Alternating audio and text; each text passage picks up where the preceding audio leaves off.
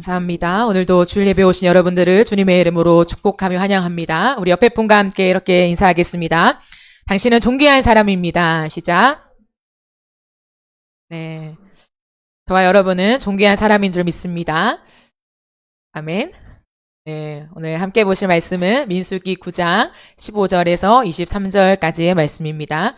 구약성경 민수기 9장 15절에서 23절까지의 말씀입니다. 마이크 소리 조금만 더 올려주시고요. 우리 다 차리셨으면 15절부터 23절까지 합독하겠습니다. 성막을 세운 날에 구름이 성막 곧 증거의 성막을 덮었고 저녁이 되면 성막 위에 불 모양 같은 것이 나타나서 아침까지 이르렀으되 항상 그러하여 낮에는 구름이 그것을 덮었고 밤이면 불 모양이 있었는데 구름이 성막에서 떠오르는 때에는 이스라엘 자손이 곧 행진하였고 구름이 머무르는 곳에 이스라엘 자손이 진을 쳤으니 이스라엘 자손이 여호와의 명령을 따라 행진하였고 여호와의 명령을 따라 진을 쳤으며 구름이 성막 위에 머무른 동안에는 그들이 진영에 머물렀고 구름이 성막 위에 머무른 날이 오랜 때에는 이스라엘 자손이 여호와의 명령을 지켜 행진하지 아니하였으며 혹시 구름이 성막 위에 머무는 날이 적을 때에도 그들이 다만 여호와의 명령을 따라 진영에 머물고 여호와의 명령을 따라 행진하였으며 구름이 저녁부터 아침까지 있다가 아침에 그 구름이 떠오를 때에는 그들이 행진하였고 구름이 밤날 있다가 떠오르면 곧 행진하였으며 이틀이든지 한 달이든지 1년이든지 구름이 성막 위에 머물러 있을 동안에는 이스라엘 자손이 진영에 머물고 행진하지 아니하다가 떠오르면 행진하였으니 곧 그들이 여호와의 명령을 따라 진을 치며 여호와의 명령을 따라 또 모세를 통하여 이르신 여호와의 명령을 따라 여호와의 직임을 지켰더라. 아멘. 네, 오늘은 이끌리다라고 하는 제목으로 함께 하나님 말씀을 나누겠습니다. 최근에 제가 아주 예쁜 단풍잎을 선물 받았습니다. 그래서 그 단풍잎을 바라보는데 문득 어린 시절이 떠오르는 거예요. 제가 학창 시절 때 가을이 되면 학교에서 어딜 갑니까? 소풍을 가죠. 그래서 인근에 있는 산에 소풍을 갔던 때가 떠오르더라고요. 그때 참 기쁜 것은 무엇이냐면 물론 소풍을 가는 행복함도 있지만 중학생, 고등학생 때는 교복을 입잖아요. 근데 소풍 가는 날은 사복을 입죠. 그 사복의 자유로움이 참 좋았던 것 같아요. 그래서 날짜를 계산하면서 내가 옷을 언제 사지? 어떤 옷을 입지? 라고 생각하면서 그 소풍을 준비했던 그때가 새록새록 떠올랐어요. 그러면서 그 소풍 때는 우리가 그 자유로움 속에 막 휘젓고 다니고 싶은 그러한 마음들이 있잖아요. 그렇게 소풍을 딱 가면요, 우리가 자유롭게 내가 산을 막 올라가고 싶지만 그러지 못할 때가 참 많아요. 왜냐하면 내 마음대로 올라갈 수 있는 게 아니라 우리를 지도해 주시고 안내해 주시는 선생님이 계시기 때문이죠. 선생님이 가라고 하면 가는 거고 어느 순간 이제 그만 멈춰라 라고 하면 잠깐 쉬어야 돼요.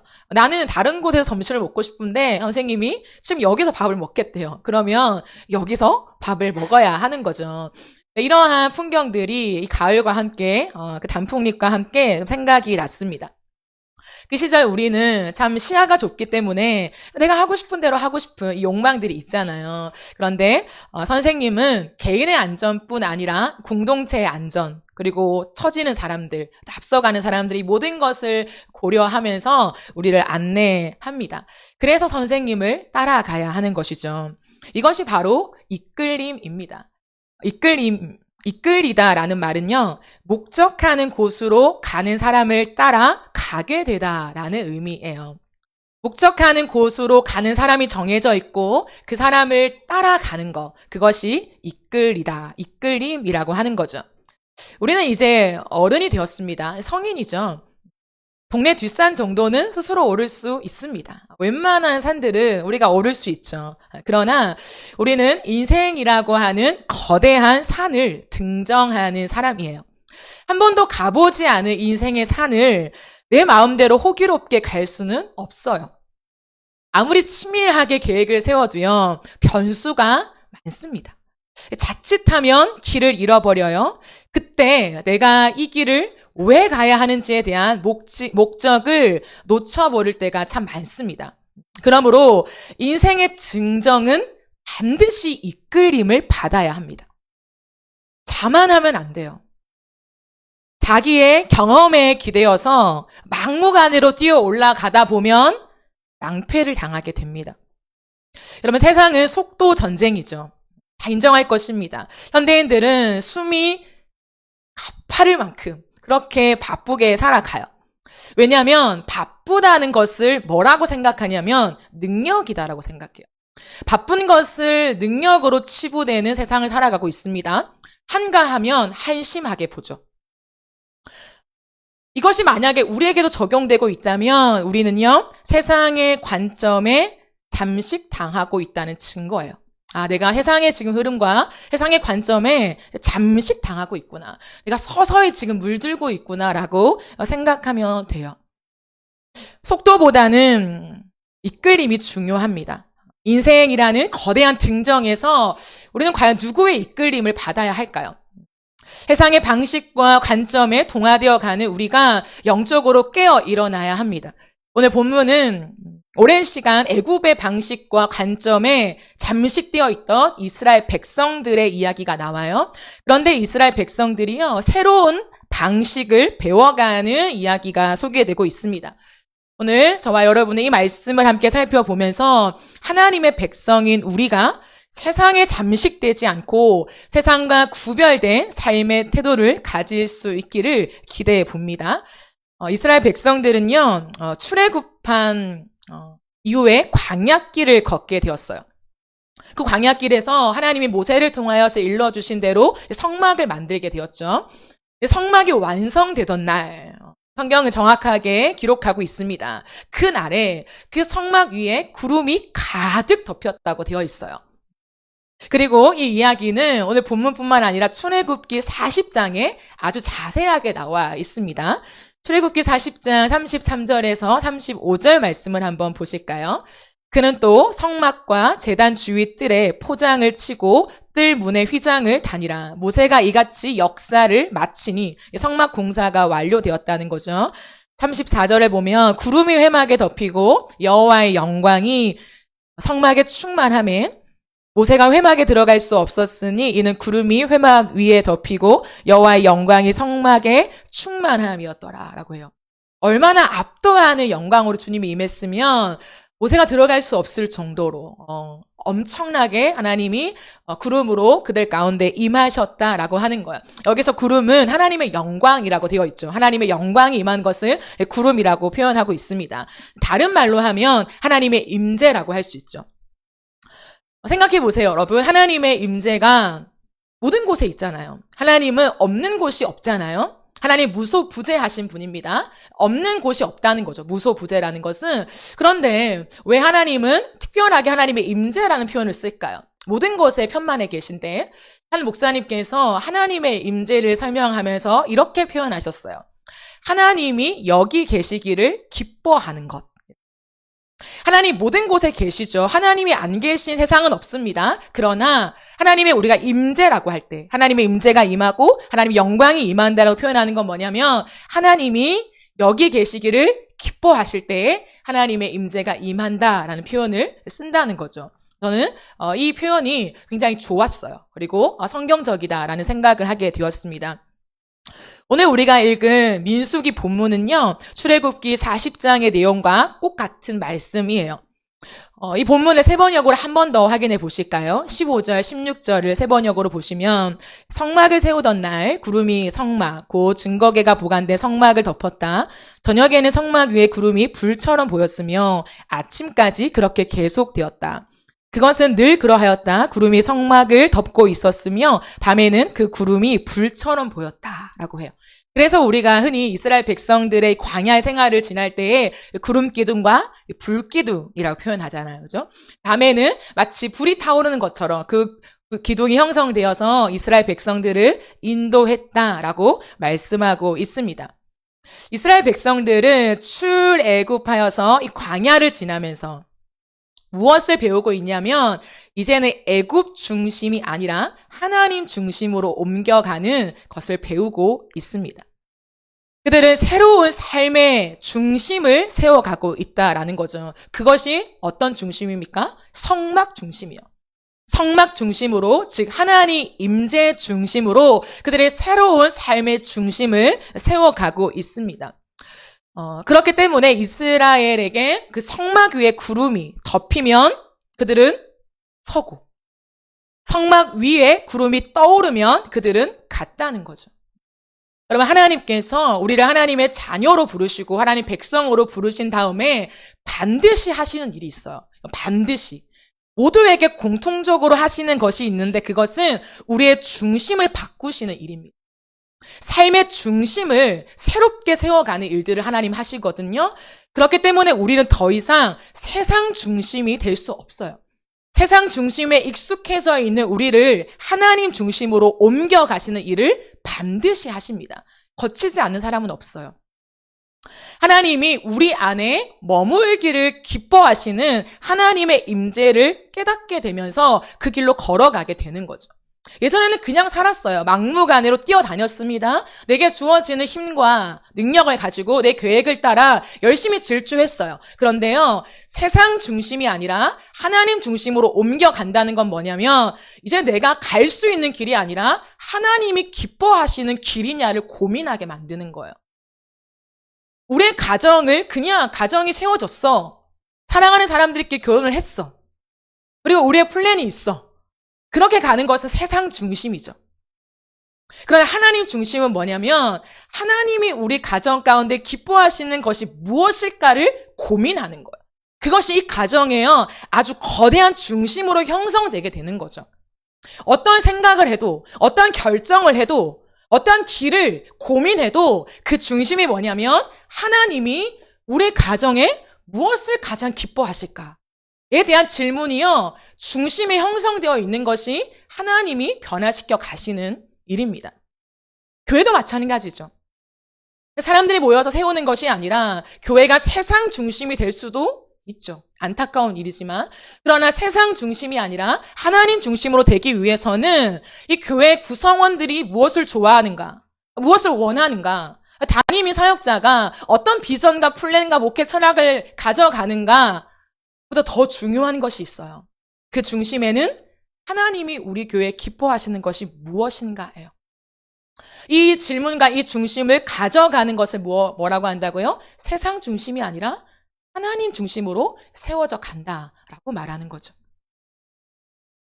그렇다면 우리는 이러한 중심을 형성해 가시는 하나님의 이끄심을 따라갈 수 있다는 거예요. 하나님의 이끌림을 받기 위해서 우리가 어떻게 해야 될까요? 그것은 하나님의 말씀으로 정렬되는 일입니다. 우리는 하나님의 말씀으로 정렬되어야 해요. 어제 우리가 함께 모여서 성탄 데코를 했어요. 좀 예뻐지지 않았습니까? 성탄 데코를 했는데요, 우리 유이도 왔어요. 유이가 자석 고리가 있잖아요. 고리를 붙이는데 자석으로 된 고리예요. 이거 2개가 남아 있었어요. 데코를 다 하고. 네, 두런두런 모여서 얘기를 하고 있는 도중에 유이는 심심하니까 그 자석 고리 2개를 딱 줬습니다. 그런데 이 2개가 따로따로인데 분명히 자기 양쪽 손에 쥐어주고 있는데 이제 가까이 다가가니까 착 붙는 거예요.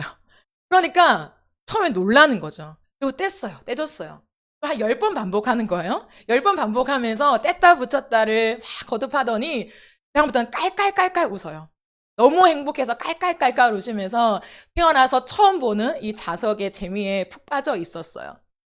제가 그것을 가만히 들여다보면서 어떤 생각을 하게 되냐면, 우리의 인생도 이와 같을 수 있겠다. 하나님께서 우리의 인생을 이제는 각자가 따로따로 인생으로 내가 원하는 대로 살아가는 것이 아니라 하나님이라고 하는 큰 자석 안에 우리가 다 붙기를 원하시는구나. 자석이 갖다 대면, 자석이 곁에 있으면 여러분 거기에 형성되는 모든 것들이 달라붙잖아요. 우리의 삶을 하나님이 그렇게 훈련해 가시는 거죠. 예전에는 하나님과 상관이 없었어요. 내 플랜, 내 계획, 내가 원하는 거, 그게 중심이죠. 그러나 이제 우리가 변화되었을 때 하나님이 하시는 그 말씀 앞에 우리의 삶이 착착착착 달라붙기를 원하신다는 거예요. 내 계획도 착, 내 은사도 착, 내 모든 걸음도 착, 우리 가정도, 교회도 그 하나님 말씀 앞에 다 달라붙는 그 은혜를 하나님께서 우리에게 주시며 우리의 삶을 끌고 가기 원하신다라는 거죠. 오늘 본문에 보니까 출애굽한 이스라엘 백성들은 자신의 삶들을 이끄는 유일한 기준이 있었어요. 그것이 여호와의 말씀을 따라라고 하는 말입니다. 오늘 본문에 굉장히 많이 나오죠. 7번 나옵니다. 완전수죠. 히브리어로 직역하면 여호와의 명령이라는 것은 여호와의 입이라고 되어 있어요. 여호와의 입을 따라갔다. 다른 말로 하면 여호와의 말씀이죠. 하나님의 말씀을 따라갔다는 거죠. 그 입에서 나오는 말씀대로 걸었다는 거예요. 출애굽기 40장 36절에서 38절 말씀을 보면 구름이 성막 위에 떠오를 때에는 이스라엘 자손이 그 모든 행진하는 길에 앞으로 나아갔고 구름이 떠오르지 않을 때에는 떠오르는 날까지 나아가지 아니하였으며 낮에는 여호와의 구름이 성막 위에 있고 밤에는 불이 그 구름 가운데에 있음을 이스라엘의 온 족속이 그 모든 행진하는 길에서 그들의 눈으로 보았더라라고 말씀하고 있습니다. 우리는 하나님의 말씀과 하나님의 각오섬 앞에 따르는 사람이죠. 그렇기 때문에 우리의 생각과 뜻과 계획이 때로는 너무 복잡해서 범잡하게 느껴질 때도 있습니다. 하지만 그런 경우라도 이제 다시 하나님 말씀 앞에 정렬하는 것들을 우리는 훈련해 가야 한다라는 거죠. 그러면 우리의 삶이 정말로 하나님 말씀 앞에 정렬될 때 어떤 일이 일어날까? 오늘 본문을 통해서 두 가지를 함께 살펴보기 원하는데요. 첫 번째는 하나님의 빠른 이끌림을 따라간다라는 거예요. 오늘 본문 말씀에 보면 20절, 21절 여러분 한번 보세요. 세 번역으로 자막이 준비되어 있는데요. 구름이 성막 위에 며칠만 머물 때도 있었다라는 걸 말해요. 그런데 21절을 보면 구름이 저녁부터 아침까지만 머물러 있을 때도 있었대요. 그럴 때에는 아침이 되어 구름이 거쳐 올라가면 그들은 길을 떠났다. 낮이든지 밤이든지 구름만 거쳐 올라가면 그들은 길을 떠났다라고 되어 있어요. 무슨 말일까요, 여러분? 구름이 저녁에 머물렀어요. 무슨 의미일까요?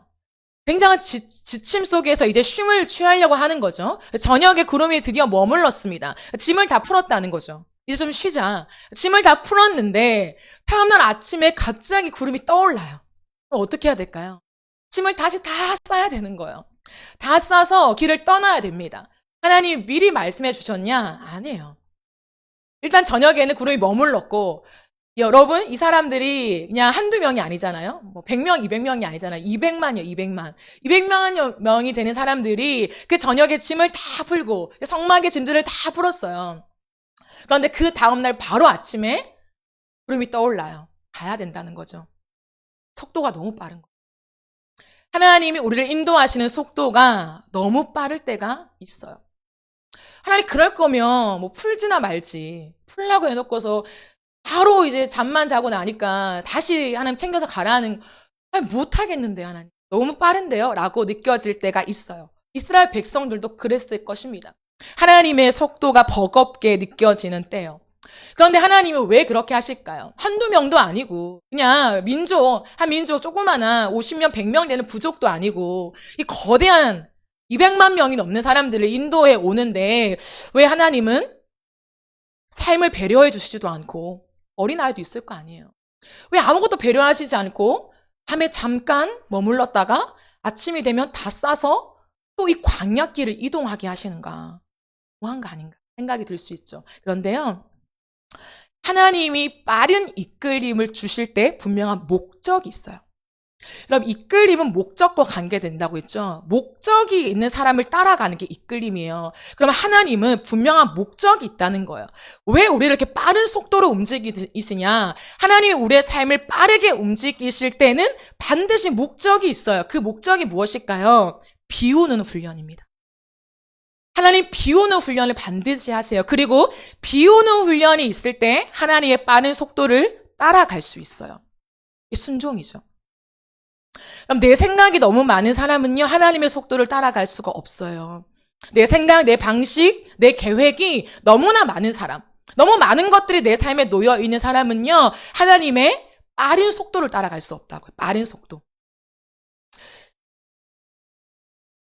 우리는 이 땅 가운데 비우는 훈련을 해야 합니다. 삶을 가볍게 만드는 훈련을 해야 해요. 삶을 가볍게 만들기 위해서 비움이 익숙해져야 해요. 그런데 버린다는 것은 쉽지 않죠. 왜냐하면 많은 사람들은 비움을 어떻게 이해하냐면 상실로 이해해요. 비워진다는 것은 상실, 잃는다는 것으로 이해하게 됩니다. 그리고 조금 더 나아가서는 비운다는 것을 내 존재가 부정되는 것처럼 느껴지기 때문이에요. 인간의 심리 깊은 곳에는 늘 무언가를 채우려고 하는 욕구가 있어요. 아주 거대한 욕구입니다. 너무나 자연스러운 욕구예요. 인간의 죄성과 함께 따라오는 무언가를 자꾸만 우겨 넣으려고 하는 그런 욕구가요, 우리 안에 넘쳐나게 되어 있어요. 그것을 한마디로 제가 여러분과 나누었죠. 존재적인 불안이라고요. 우리 안에 존재적인 불안이 있습니다. 삶에 정말 필요한 것이 있어서가 아니라 그냥 내 존재라고 하는 자체가 불안을 가지고 있어요. 그렇기 때문에 무언가를 자꾸만 쌓아두려고 하는 거예요. 그 불안으로 인해서 우리는요, 나도 모르게 내 시야 안에, 이 시야망 안에 들어와 있는 모든 것을 쌓아두라고 하는 욕망에 시달려요.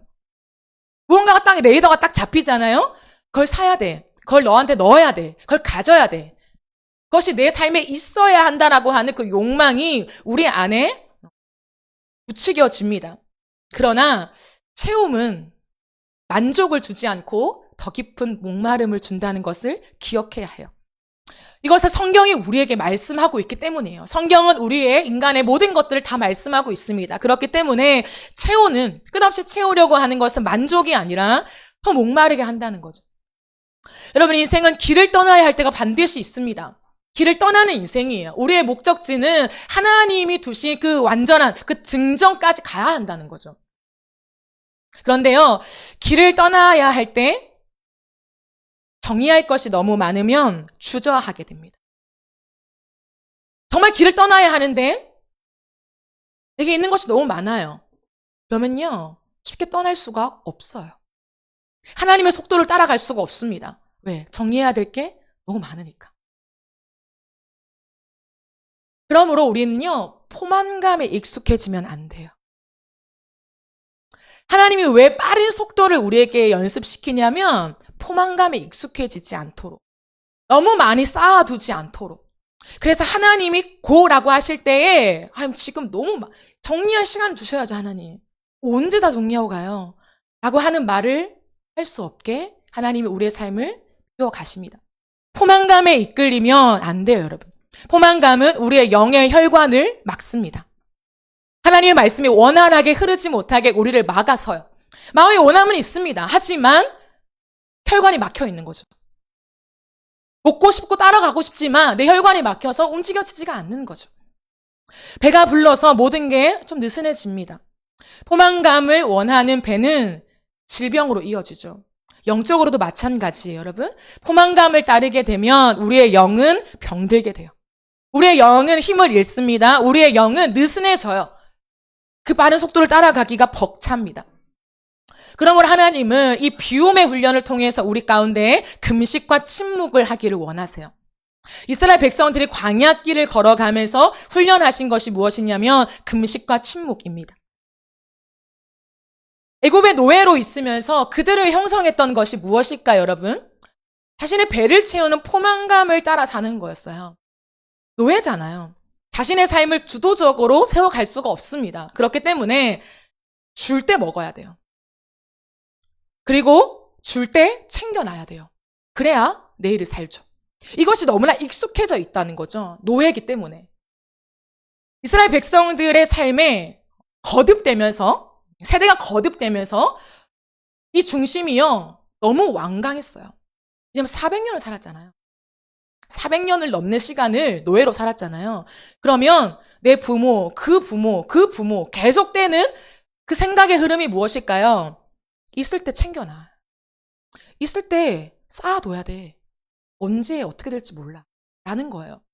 왜냐하면 쫓겨다니는 노예자의 심정을 갖고 살아가거든요. 불안해요. 그것이 거대하게 형성된 이 사람들에게 하나님이 그냥 말씀 한마디로, 그냥 어떠한 집회로, 부흥회로 이들의 생각과 삶의 방식을 변화시킬 수가 없는 거예요. 그래서 하나님께서 선택하시는 건 무엇이냐면 이 광야에서 빠른 속도를 통해서 비 오는 훈련을 하면서 하나님 앞에 이 길을 걷게 하십니다. 거기에 금식과 침묵이 있었던 것이죠. 여러분, 그래요. 우리의 삶도 비슷해요. 비슷합니다. 이 세상은 우리 가운데 자유라고 말하지만 죄의 종이 되게 만들죠. 죄의 노예가 되게 만든다는 거죠. 세상의 노예처럼 살기를 기대해요. 세상이 만든 거대한 흐름과 세상이 주는 먹이에 우리가 덥석덥석 우리가 그걸 먹으며 살기를 기대한단 말이죠. 그렇기 때문에 하나님은 그 거대한 흐름을 우리가 거스르고 새로운 중심을 가져가기를 원하세요. 그래서 하나님은 우리가 포만감을 느끼는 것들을 지향하고 때로는 금식을 선택하길 원하신다는 거예요. 단순히 밥을 아예 안 먹는 그것만이 아니라 절식하는 것, 우리를 비워내는 것, 그 훈련으로 우리를 가게 하십니다. 그리고요, 침묵을 훈련시키세요. 왜 침묵을 훈련시키냐면 말하지 마 이런 게 아니에요. 침묵을 왜 훈련시키냐면 애굽에 있을 때요, 애굽의 사상과 애굽의 방식이 너무 젖어 있죠. 그러면 말을 할 때 무엇이 묻어납니까? 애굽의 방식이 묻어나는 거예요. 특별히 어디에서? 일상에서요. 내 집에서요. 그냥 두런두런 모여 있을 때요. 그렇기 때문에 하나님은 그들의 입을 다루어 가세요. 때로는 어떻게 하시냐면 너희가 지금 그 말 했어? 내가 그대로 이루어줄게. 라고 하시면서 그들이 그냥 3, 4, 5에 모여서 했던 그 말들을요, 이 세상을 다스릴 하나님께서 네가 말한 대로 내가 지금 한다? 라고 해서 보여주시는 거예요. 그러면서요, 그들에게 입을 조심하게 만드세요. 왜 그렇게까지 디테일하게 하실까요? 세상에 돌아볼 사람들이 얼마나 많은데 그냥 요 3명 모여있는 자리에서 하는 얘기들을 하나님이 그대로 들어줄게 라고 하면서 했다고 생각해 보세요. 하나님의 특별한 목적이 있다는 거죠. 목적. 하나님은 오늘도요, 우리가 이 땅을 살아가는 동안에 세상의 방식에 익숙해져 있는 것도 있잖아요. 우린 다 세상의 직장을 가져요. 회사를 가잖아요. 믿지 않은 사람들과 대화를 해요. 그 방식에 익숙해져 있어요. 세상의 시스템과 체계가 너무나 익숙해져 있습니다. 왜요? 날마다 내가 해야 하는 일이 그 시스템 안에 있으니까. 나는 하기 싫어도 그 시스템이 너무나 자연스러우니까. 항상 그 궤도 안에서 내 생각을 돌려내고 내 판단과 결정을 해야 해요. 거기에 따라서 성과가 주어집니다. 이러한 너무 익숙한 패턴으로 살다 보니까 내가 내뱉는 툭툭 한마디 한마디가 너무 세상적인 거예요. 너무나 세상의 방식과 비슷한 거예요. 흡사한 거예요. 똑같은 거예요. 그러니까요, 우리가 예배하고 긴장해서 내가 하나님의 이야기들을 할 때는 다르죠. 다듬어지죠. 그러나 그렇지 않을 때, 우리의 일상을 살아갈 때는 세상 사람들이 하는 말과 그 언어와 그 말투, 단어의 사용, 모든 것이요, 비슷해요. 그런데 그것이 잘못된 줄 몰라요. 세상을 살아가면서 당연히 사용해야 되는 워딩 아니야 라고 생각할 수 있어요. 근데 하나님이 뭐냐면 우리가 하나님과의 관계가 단순히 기도하고 말씀을 읽고 이것이 아니라요, 내 존재예요. 나라는 사람이라는 거예요. 그러면 하나님 앞에서 내가 기도할 때랑요, 하나님 앞에서 내가 이 말씀을 묵상할 때랑요, 내가 사람을 만나서 대화할 때랑요, 그 결이 같기를 원하세요. 그것을 하나님이 일치시켜 가신다는 거예요. 그래야 이중적이지 않죠. 회사에서의 내 워딩과 교회에서의 내 워딩과 가정에서의 내 워딩이요, 같아지죠. 물론 어떤 단어를 선정하는가는 달라질 수 있겠죠. 하지만 결이 비슷해진다는 거예요. 결이. 그것을 하나님이 다루어 가십니다. 언제요? 이 빠른 속도 속에 계속해서 우리를 비워감의 훈련을 통해서요. 그래서 하나님은 침묵을 선택하세요. 침묵. 그래서 여러분, 저는 10대, 20대, 30대를 굉장히 중요하게 여기는데요. 10대는 정체성을 확립하는 시기예요. 내가 누구인가? 그래서 나는 하나님의 자녀구나. 나는 정말 존귀하고 사랑받는 내 존재로 하나님이 정말 날 아끼시는 하나님의 자녀구나 라고 하는 정체성을 가져야 돼요. 20대는 뭐냐면 나의 모든 모난 것들을 다듬어가는 시기예요. 그래서 20대 때 주로 해야 되는 게 뭐냐면 언어를 고쳐가는 거예요. 세상에서 우리가 대학교도 다니고 직장도 들어가고 취업하잖아요. 그러면서 내가 젖어 나오는 모든 것들을 하나님 앞에 멈추어 서서 내 말투와 내 워딩과 내가 선택하기를 즐겨하는 어떤 말의 흐름들을요, 잡아서 다듬어 가야 한다는 거예요. 근데 20대 때 이걸 다듬어 가지 않으면 30대에 진짜 가야 하는 그 길을 가지 못해요. 30대는 뭐냐면 성숙의 과정이거든요. 이제 모난 거를 자르고 정리하고 다듬어서 30대는 더 깊이 우리가 하나님 앞에 성숙해 가야 되거든요. 근데 20대 때 이걸 다루지 않으면 30대에 성숙함이 올 수가 없어요.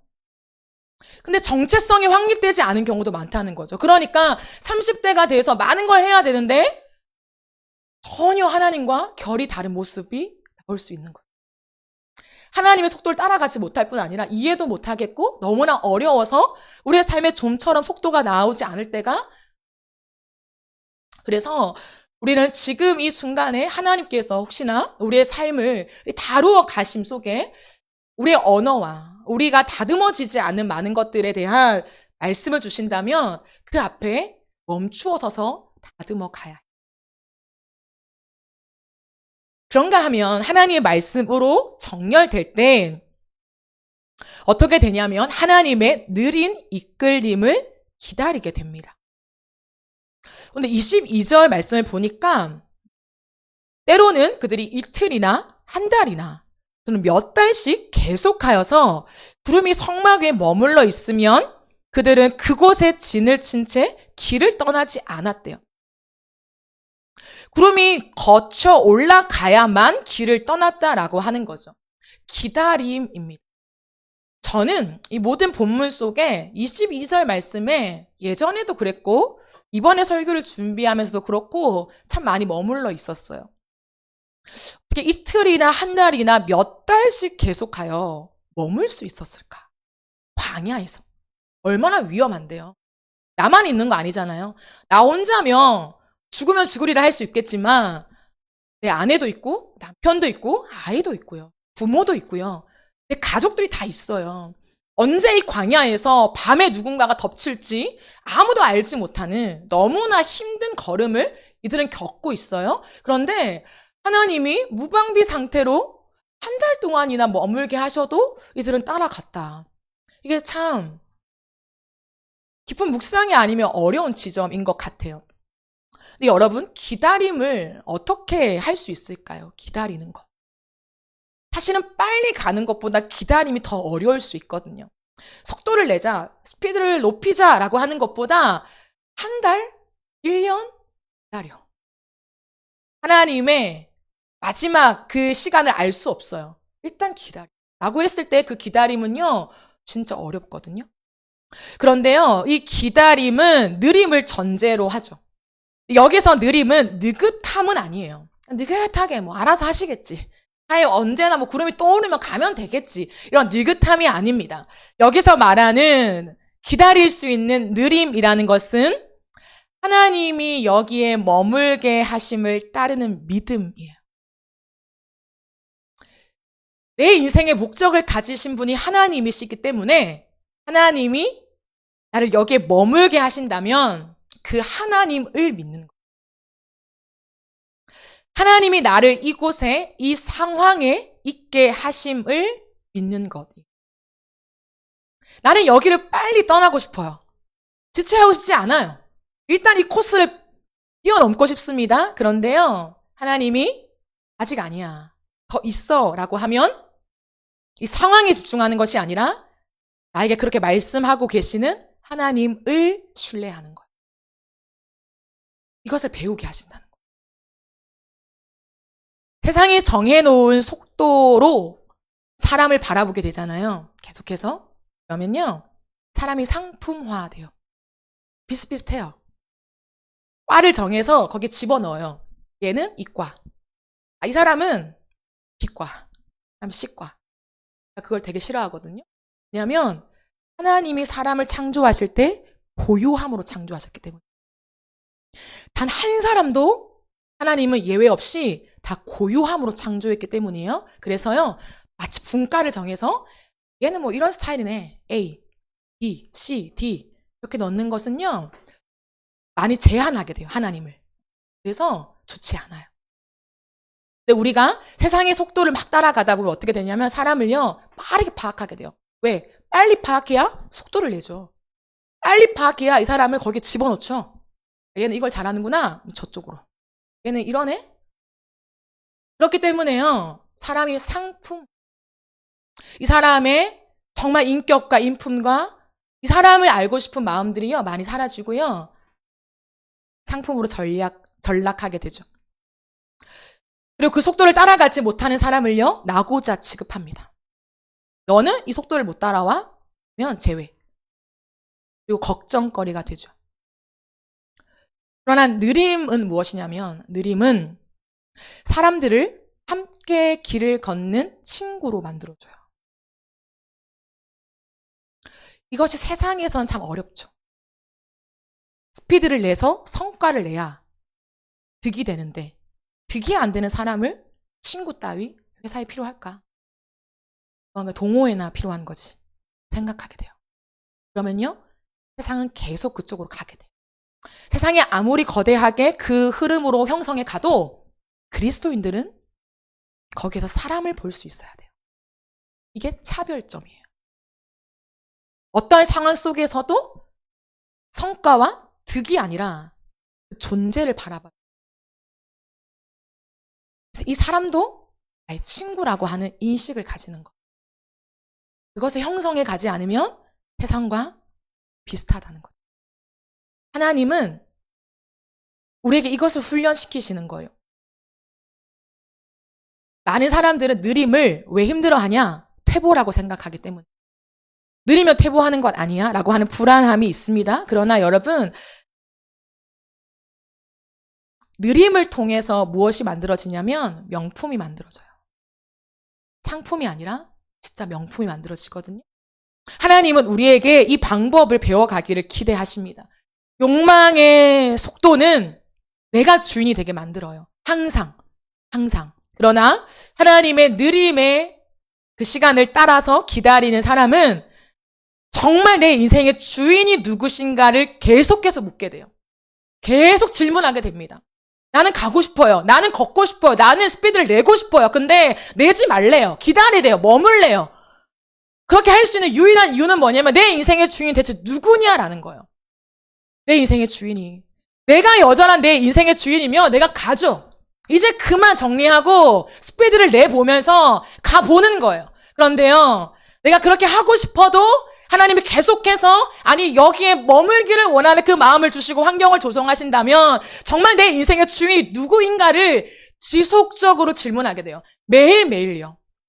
정말 내 삶을 소중하게 여기는 사람일수록 매일 주마다 질문을 하지 않을 수 없어요. 그래서요, 하나님이 주인이시라는 이 고백이 진짜가 되는 거예요. 그냥 막연하게, 그치, 하나님이 날 창조하셨고, 나의 아버지 되시고, 나의 주인이시고, 나의 구원자시지, 나는 주님을 따라야 되지라고 하는 막연함이 아니라, 진짜 오늘 하루의 각오섬이 하나님 손에 있음을 믿게 되는 진실한 고백이 만들어. 이스라엘 백성들이 그리했어요. 그래서 어느샌가 나랑 같은 레일에서 출발한 것 같지만 그리고 나보다 더 느렸던 사람이 나를 앞질러요. 나를 막 앞서가요. 세상의 중심에 섰다면 요동치죠. 왜 나보다 뒤에 온 사람이 나를 앞질러 가지? 나 너무 머물러 있었나? 퇴보하는 거 아니야? 이러다 큰일 나는 거 아니야? 낙오자가 되는 거 아니야? 라고 하는 조급함이 있죠. 그러나 하나님 중심에 선 사람은 요동하지 않아요. 그렇게 살았던 사람이 있습니다. 누구요? 다윗이요. 다윗은 사울 왕이 자신을 시기하여서 그 꽃다운 20대를 쫓아다녔잖아요. 한 사람이 나를 괴롭힌 게 아니에요. 여러분, 이 땅 가운데 우리가 살아가면서 누군가가 나를 괴롭히는 거 진짜 힘들거든요. 잘못한 게 없어, 내가. 잘못한 게 없는데 시기 질투하는 거죠. 시기 질투해서 나를 괴롭혀요. 나를 못 살게 굴어요. 그것도 힘든데 다윗이 경험한 것은 그 정도가 아니라니까요. 한 나라의 왕이에요. 사울 왕이라고요. 그리고 그는 개인의 무엇을 움직인 게 아니라 나라적인 그 군사력을 움직여서 다윗 한 사람을 쫓아오는 거예요. 정말 빛을 노르신 거죠. 그런데요, 그 꽃다운 20대 하나님이 너에게 왕으로 기름 부으셨어 라고 하는 그 응답도 받았는데 그 20대를요 도망자의 삶으로 살아가. 1년, 2년이 아니라 거의 10년. 그런데요, 다윗은 자신이 멈춰 있다고 생각하지 않았을걸요? 왜냐하면 그는 그 시간 동안에 누구보다 하나님을 깊이 알아갔기 때문이에요. 하나님의 일하심을 정확하게 알아가기 시작했습니다. 내가 하는 것이 아니라 하나님이 하게 하심이 무엇인지, 전쟁을 승리하게 하심이 무엇인지, 누구를 살리고 누구를 죽이시는지 하나님의 그 손을 정확하게 보고 있었어요. 하나님의 시간을 믿는. 그러므로 기다림은 단순히 시간의 멈춤 아니에요, 여러분. 시간이 멈췄네? 마치 내 인생의 시계만 멈춘 것 같네? 약이 떨어졌나? 그런 거 아니에요, 여러분. 기다림은 하나님의 시간과 하나님의 방식을 인정하고 훈련받는 시간이에요. 그래서 내 인생을 통해서 진짜 하나님 앞에 그 명품의 고백을 하나님 받아내길 원하시는 거죠. 그런데 여러분, 그렇게 이스라엘 백성들은 광야를 걸어가면서 성막 위에 머물고 떠오르는 구름 하나를 붙잡고 갔잖아요. 그죠? 그 구름이 머물러 있으면 그들도 서고 구름이 떠오르며 갔다는 거예요. 어떻게 이게 가능했을까요? 우리가 오늘도 다 알아요. 그쵸? 주님 말씀하시면 가고 주님 뜻이 아니면 멈춰 서는 거 너무 잘 알잖아요. 찬양도 있잖아요. 주님 말씀하시면 얼마나 많이 불렀습니까? 그런데 어떻게 그게 진짜 내 삶에 적용될까요? 여러분 적용되어지고 계십니까? 정말 주님 말씀 앞에 가고 섬이 결정되면서 그 삶을 살아가고 있나요? 이스라엘 백성들이요, 그렇게 할 수 있었던 이유는 믿음의 실력이 있었기 때문이 아니에요. 그들이 그렇게 할 수 있었던 것을 오늘 본문 마지막에 힌트를 주면서 우리에게 말해주고 있습니다. 모세의 말을 따랐다는 거예요. 모세의 말을. 23절을 보세요. 세 번역으로 말씀드리겠습니다. 이렇게 그들은 주님의 지시에 따라 진을 쳤고 주님의 지시에 따라 길을 떠났다. 그들은 주님께서 모세를 시켜 분부하신 대로 주님의 명령을 지켰다라고 하는 거예요. 여러분, 이스라엘 백성들이요, 모든 길을 걸어가면서 너무 믿음이 충만해서 너무 하나님을 신뢰해서 그렇게 선택했던 것이 아니었어요. 불평, 불만이 너무 많았죠. 너무 많았겠죠. 왜 지금 서야 돼? 왜 멈춰야 돼? 우리는 지금 가야 할 때야. 누군가는 야, 이제는 좀 멈춰야 될 때다. 좀 더 안식을 취하고 다시 재정배 떠나자. 이런 불만과 이러한 목소리가 얼마나 많았겠습니까? 그런데요, 왜 그들은 한결같이 성경이 증언하는 바 구름을 따라 가고 섰다라고 기록할까요? 팩트잖아요. 이화시킨 게 아니잖아요. 진짜 그랬다는 거예요? 그럼 왜? 라고 했을 때 그들은 모세의 명령을 따랐대요. 생각해 보세요, 여러분. 모세가 뭐길래? 물론 지도자예요. 너무 훌륭한 지도자가 맞습니다. 그런데 그렇게 훌륭한 지도자라고 해서 우리의 가족과 이 모든 내 삶을 가고 멈추는 그걸 모세를 따라갈 수 있을까? 한 번도 반역하지 않고 어떤 쿠데타를 일으키지 않고 모세의 말을 따라갔다? 어떻게 생각하세요? 그게 너무 자연스러운 것입니까? 그냥 우리가 믿음으로 살면 그냥 당연히 모세를 따라가는 거지. 하나님이 지정하신 지도자인데 군말 말고 따라가야지. 이게 됩니까? 참 어려운 부분이에요. 그 많은 인원들이 어떻게 해서 모세의 말대로 따라갔을까? 내 믿음도 아닌데. 여기에 키가 있는데요. 모세는 어떤 사람이었을까요? 적어도 이스라엘 백성들이 보았을 때 내가 지금 따라가는 저 모세는 어떤 사람일까에 대한 정보가 있어야 되잖아요. 듣는 정보 말고 내가 아는 거, 내가 겪어서 아는 모세는 이런 사람입니다라고 하는 확신이 있어야 내가 이 광야길을 저 한 사람을 따라서 내 가족들과 함께 가고 섬을 결정할 것 아니에요. 근데요, 성경은 모세에게 어떤 이야기를 남기냐면 민수기 7장 89절에 이렇게 나와 있어요. 모세는 주님께 말씀드릴 일이 있을 때마다 회막으로 갔다. 그때마다 모세는 증거궤와 속죄판 위에서 곧 두 그룹 사이에서 자기에게 말씀하시는 그 목소리를 듣곤 하였다. 이렇게 주님께서는 모세에게 말씀하셨다라고. 무엇을 본 것일까요? 하나님 중심으로 살아가는 삶의 태도요. 모세가 어떻게 자신의 삶을 살고 있는지를 봤어요. 우리를 인도할 때 말고, 우리에게 지시하는 지도자 말고, 명령하는 사람 말고, 모세라고 하는 한 사람은 자신의 귀중한 인생을 어떠한 중심을 가지고 살아가느냐라고 했을 때에 자신들이 보았던 모세는 어떤 사람이었냐면 수많은 회중들 앞에서 연설하고 이게 하나님 말씀이에요. 따라오세요라고 강압적으로 얘기했던 리더십이 있는 그런 한 사람이 아니라 자신의 인생을 성막 안에서 보냈던 사람. 하나님의 그늘 안에 들어가서 모든 일을 결정했던 사람으로 왜? 그게 진짜 모세의 삶이었으니까요. 모세는 자신의 임의대로 한 적이 없어요. 항상 어떠한 일이 있을 때 성막 안으로 들어가서 하나님께 질문했고 하나님은 그에게 대답하셨어요. 무엇을 말해줄까요? 하나님과의 친밀함. 구약에 둘도 없는 정말 가까운 친밀함. 그래서 하나님은 모세에게 이렇게 말하잖아요. 내가 친구를 대면함과 같이 구약에 없는 사람들은 친구처럼 내가 너에게 다 인정이잖아요. 그 인정은 누구에게 준다고요? 하나님과 밀착된 사람. 이게 우리가 아는 요한복음 15장에 그대로 나와요. 주님을 포도나무로 그리고 우리는 가지로 인정하며 밀착된 사람에게 15장에 보면 뭐라고 하냐면 내가 이제 너를 친구라고 할게. 내가 너를 종처럼 취급하지 않고 너는 나의 친구야 이렇게 말해요. 이것은 뭐냐면 하나님의 계획을 보인다는 거예요.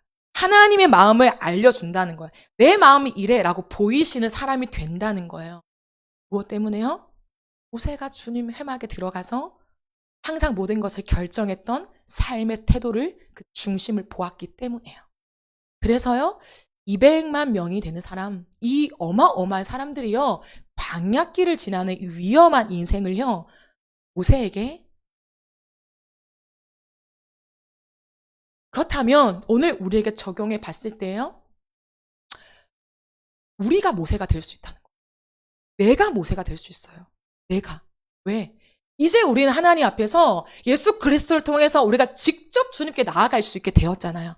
그러므로 이제 우리는 어떠한 리더만이 아니라 내가 모세가 될 수 있어요. 내가 하나님 앞에 그 사람이 될 수 있습니다. 그러면 키는 무엇일까요? 어떻게 우리가 하나님의 빠른 속도를 우리가 따라가고 또 하나님의 느린 이끌림을 우리가 기다릴 수 있는가라고 했을 때 내 모든 삶의 중심이 성막 안에 있는 사람, 내 모든 삶의 중심이 진짜 하나님께 있는 사람, 그 사람은요 이 길을 걸어갈 수 있어요.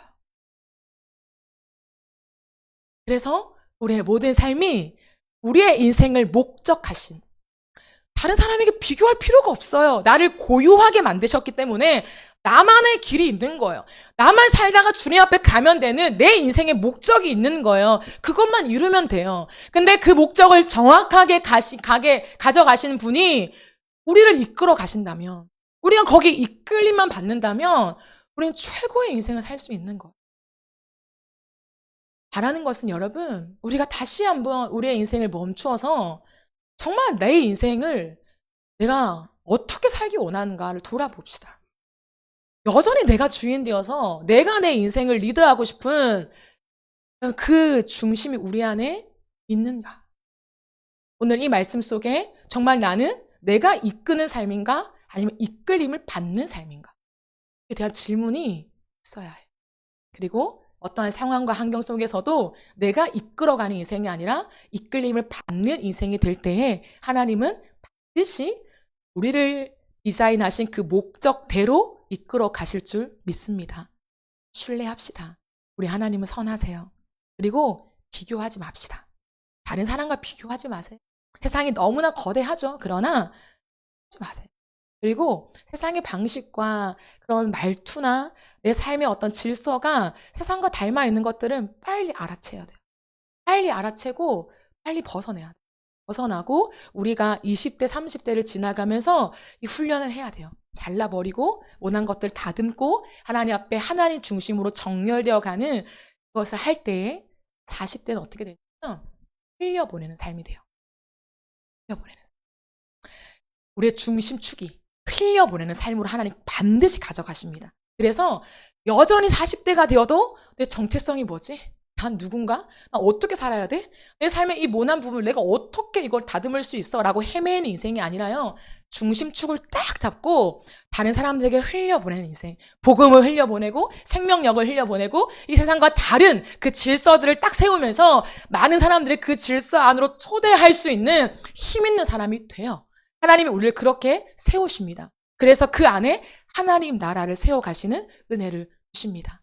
라는 것은 우리의 시간들을 잘 지나가면서 다듬어지면서 하나님 앞에 정말 귀하게 쓰임받는, 그리고 우리를 디자인하신 그 목적을 이루는 멋진 삶이 되어지기를 예수님의 이름으로 축복합니다.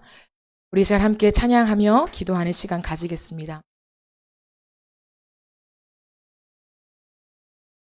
말씀을 기억하면서 우리 주 말씀 내 삶 비출 때라는 이 찬양을 우리가 함께 하면서 우리 삶을 주님께 맡기며 나갔으면 좋겠습니다.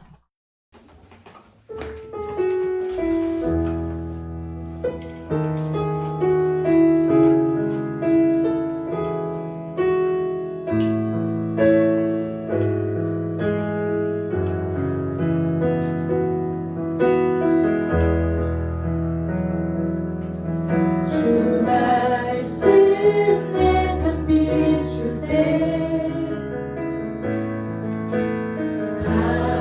감사하게 하소서. 내게 주신 말씀 그 말씀을 따라 살아가게 하소서. 주 말씀 내 삶 비출 때 주 말씀 내 삶 비출 때 겸손하게 하소서. 겸손하게 하소서. 내게 주신 말씀 내게 주신 말씀 나의 삶 되어 주를 닮게 하소서. 주의 말씀은 주의 말씀은 내 말에 들이요 내 길에 비치는 시리. 그 말씀 따라 한 걸음 또 한 걸음 살아가게 하소서. 주 말씀 내 삶 비출 때 주 말씀 내 삶 비출 때 예배하게 하소서. 예배하게 하소서.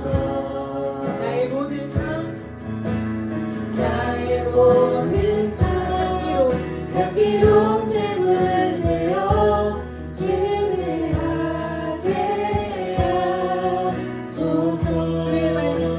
주의 말씀은 내 말에 들기요 내 길에 비치는 시리.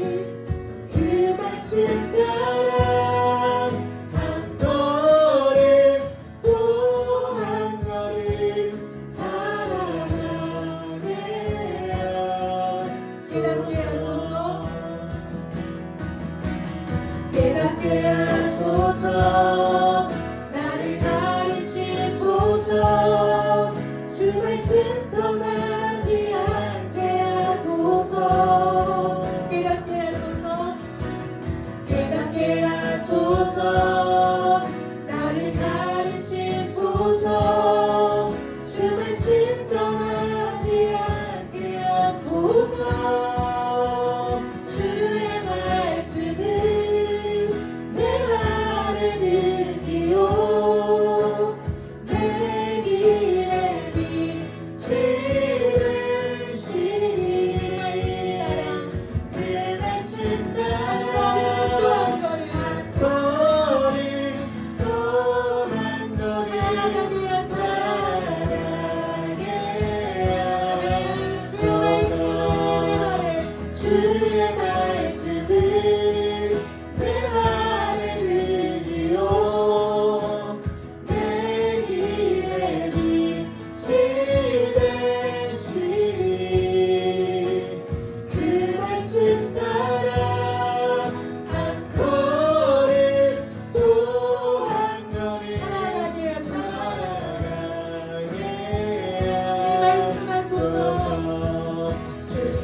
말씀하소서 듣기 원해요 인도하소서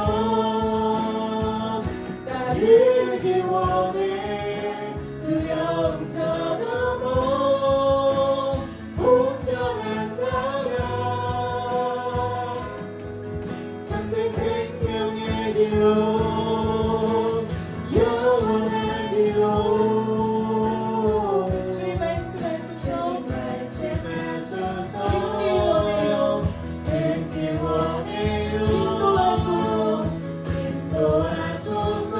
주의 말씀하소서 듣기 원해요 인도하소서 따르기 원해 두려움 저넘어 온전한 나라 참된 생명의 길로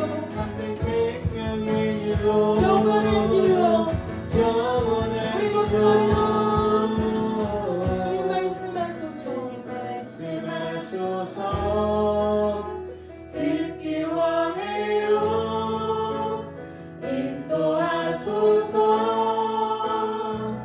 따르기 원해 두려움 저넘어 온전한 나라 참된 생명의 길로 영원한 길로 주님 말씀하소서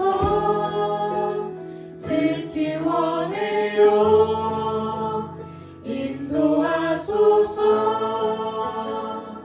따르기 원해 두려움 저넘어 온전한 나라 참된 생명의 길로 영원한 길로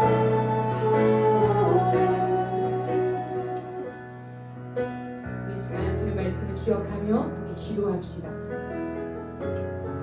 우리가 하나님 앞에서 우리의 길에 가고 섬을 결정해야 해요. 그것이 어려운 것은 어쩌면 우리 안에 1단계조차 통과되지 않아서 정체성에 대한 확립, 정말 나의 인생의 주인이 하나님이시라는 명확한 기초, 그 기초가 부실공사처럼 되어 있어서 항상 왔다 갔다 하기 때문일지도 모르겠습니다. 내가 주인 되니까 내가 계산하고 내가 계획하고 내가 생각하고 하나님의 일들을 제한하게 되는 일들이 우리 안에 너무 많이 벌어지는 거죠. 이 시간 기도할 때 정말 나의 인생의 주인이 하나님이십니다. 정말 나는 하나님의 자녀입니다. 내 인생의 목적을 내가 설정하는 것이 아니라 이미 하나님이 내가 태어날 때부터 그 목적을 주셨습니다.